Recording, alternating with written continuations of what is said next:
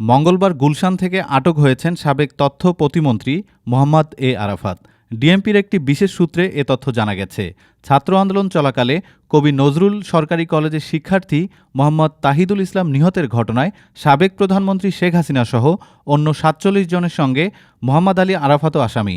এছাড়াও একই রকম আরও কয়েকটি মামলাতেও অন্যান্যদের সঙ্গে তাকে আসামি করা হয়েছে। দ্বাদশ জাতীয় সংসদ নির্বাচনে ঢাকা ১৭ আসন থেকে জয়ী হয়েছেন আওয়ামী লীগের প্রার্থী মোহাম্মদ আলী আরাফাত। অনেকটা প্রতিদ্বন্দ্বিতা ছাড়াই নৌকার প্রার্থী হিসেবে জয়ী হন তিনি। পরে হাসিনার নতুন মন্ত্রিসভায় প্রতিমন্ত্রী হিসেবে শপথ নেন। আরাফাত দীর্ঘদিন ধরে আওয়ামী লীগের একজন থিঙ্ক ট্যাঙ্ক হিসেবে কাজ করছেন। তিনি ২০০২ সালের ডিসেম্বরে আওয়ামী লীগের কেন্দ্রীয় কার্যনির্বাহী কমিটির সদস্য হন।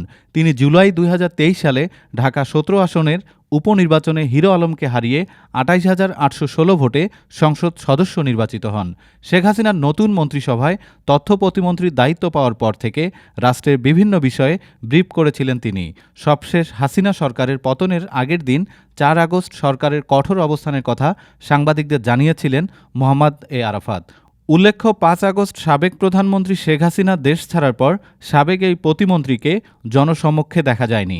তিনি কোথায় আছেন সে সম্পর্কেও কোনো তথ্য পাওয়া যায়নি।